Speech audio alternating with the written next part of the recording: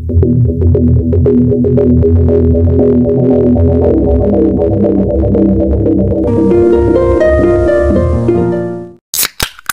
tahun 2020, seorang remaja berusia 16 tahun bernama Kevin Huibui menghadapi dilema yang akan mengarah pada serangkaian peristiwa tragis. iPhone miliknya dicuri, membuatnya marah dan putus asa. Ia pun bertekad untuk mendapatkannya kembali. Kevin mengunduh aplikasi Find My iPhone dan segera melacak perangkat tersebut. Aplikasi itu membawanya ke sebuah rumah di Jalan North Rookie di Denver, Colorado. Marahan Kevin semakin membara saat melihat titik di peta yang berkedip di rumah tersebut. Merasa iPhone-nya sudah dicuri dan ia merasa tidak berdaya, dia mencari cara untuk membalas dendam. Dan dia segera meminta bantuan kepada teman-temannya yang bernama Dylan Sieber berusia 14 tahun dan Gavin Seymour berusia 16 tahun yang sama-sama bertekad membantu Kevin mendapatkan kembali apa yang seharusnya menjadi miliknya. Mereka merencanakan sebuah tindakan tanpa tahu resiko yang akan terjadi di kemudian hari. Tanggal 5 Agustus tahun 2020, sekitar pukul 2.30 pagi, didorong oleh rasa keadilan yang salah arah, mereka tiba di alamat yang ditunjukkan oleh aplikasi tersebut. Dilengkapi dengan bensin dan korek api, mereka membakar rumah itu berharap dapat apa yang mereka inginkan, yaitu balas dendam. Yang di dalam rumah itu terdapat 8 orang, 5 diantaranya termasuk 2 anak-anaknya, kehilangan nyawa mereka. Keesokan harinya, penduduk setempat terkejut. Berita tentang kebakaran yang menghancurkan itu menyebar dengan cepat.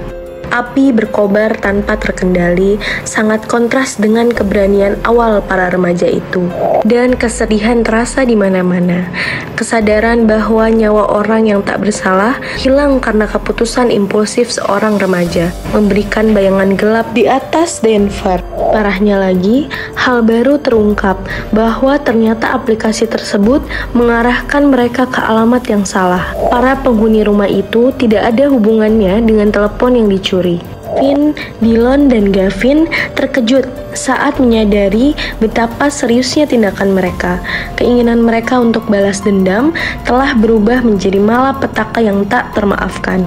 Penyelidikan atas kebakaran itu dimulai dengan kerumitan dan awalnya tidak membuahkan hasil.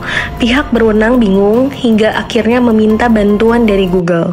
Mereka meminta informasi tentang siapa saja yang mencari alamat rumah itu. Beberapa hari sebelum terbakar, Google memberikan alamat IP dari mereka yang mencari lokasi tersebut dalam 15 hari sebelum kejadian.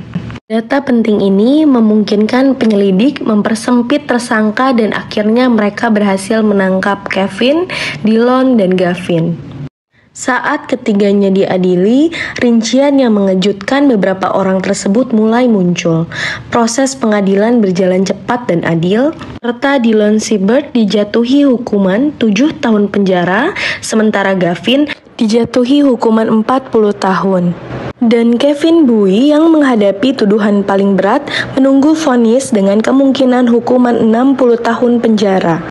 Dampak dari pembakaran itu meluas hingga keluar dari mereka yang terlibat langsung dalam kebakaran tersebut. Pihak berwenang menemukan bahwa kakak perempuan Kevin, Tanya Bui, terlibat dalam berbagai aktivitas kriminal. Dia dijatuhi hukuman lebih dari 1 dekade penjara dengan tuduhan narkoba dan senjata yang ditemukan selama penyelidikan.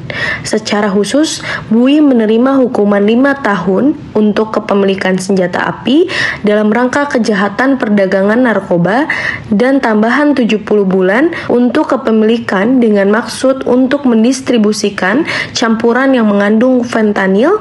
Dengan hukumannya dijalankan secara berurutan. Tanya Bui tidak didakwa terkait kebakaran itu sendiri, yang merenggut nyawa 5 anggota keluarga Diol.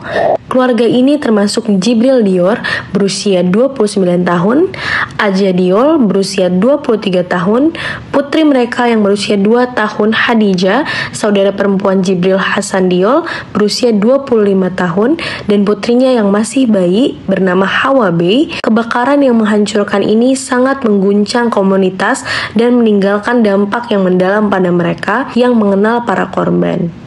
Saat penyelidik dusun peristiwa tragis itu, mereka memperoleh surat perintah untuk akun media sosial dan data Apple iCloud yang terikat dengan Tanya Bui, Kevin Bui, dan tersangka lainnya. Jejak digital ini memberikan bukti substansial untuk penyelidikan pembunuhan dan mengungkap keterlibatan Tanya dalam distribusi narkoba dan penjualan senjata ilegal. Sebuah hal tak terduga mengejutkan muncul selama penyelidikan. Saat detektif menelusuri bukti digital, mereka menemukan bahwa ponsel Kevin sebenarnya tidak pernah dicuri. Orang teman sekolahnya mencoba mengerjai Kevin, mengambilnya dan berencana untuk mengembalikannya kemudian. Lokasi ponsel yang sering berubah-ubah karena pelaku lelucon tersebut yang tidak menyadari tragedi yang sedang berlangsung. Penemuan ini menambahkan lapisan horor lain ke dalam cerita yang sudah sangat tragis. Pencarian balas dendam Kevin yang salah arah tidak hanya menyebabkan hilangnya nyawa orang yang tidak bersalah, tetapi juga mengungkapkan jaringan aktivis kriminal dalam keluarganya sendiri. Penemuan bahwa ponselnya tidak pernah benar-benar dicuri memperdalam tragedi ini, membuat komunitas berjuang untuk memahami konsekuensi dari tindakan impulsif yang didorong oleh kemarahan dan keputusasaan. Kasus ini menjadi pengingat pahit tentang bagaimana atau tindakan balas dendam dapat lepas kendali, mengarah pada konsekuensi yang tak terbayangkan. Kehilangan nyawa orang yang tidak bersalah, hukuman berat bagi para pelaku, dan aktivitas kriminal yang terungkap selama penyelidikan melukiskan gambaran suram tentang efek luas dari pencarian putus asa Kevin untuk menemukan iPhone-nya yang dicuri.